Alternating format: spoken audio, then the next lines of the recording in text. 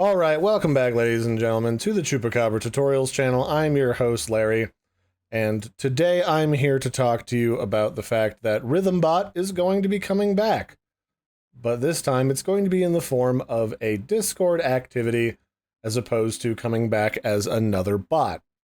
Now, if you don't remember, or you're not really aware, or you just don't care, the music bot apocalypse sort of happened about 2 years ago, starting with Groovy Bot being taken down, around June-ish, I think it was. I did videos about this originally and started posting videos about music bots really heavily. And then not long after, Rythm Bot also received a cease and desist takedown order, and that sort of started the apocalypse of all music bots that depended on YouTube either shutting down, getting taken down when YouTube was either threatening to take them to court or sent them a cease and desist letter. And then everybody else who's still kind of knocking around in that space has moved on to using Spotify, Deezer, SoundCloud, Apple Music, and some other ones. And it hasn't really quite been the same since, because these were bots that were used by millions of people, like hundreds of millions of people every single day, to next to none.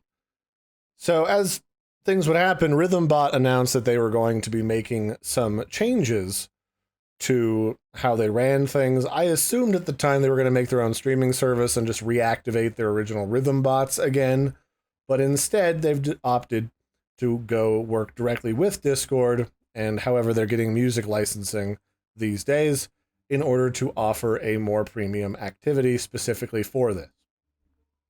Now, I didn't get a chance to preview this myself when it was first becoming available, but instead, the folks over at Discord Previews was nice enough to record a video about how the bot works and what it looks like, and they have it up available on their YouTube for you to look at right now. I'll put links to them in the video description as a thank you for their hard work at keeping an eye on all the new things coming to Discord, because otherwise a lot of us, like myself, would have missed it entirely.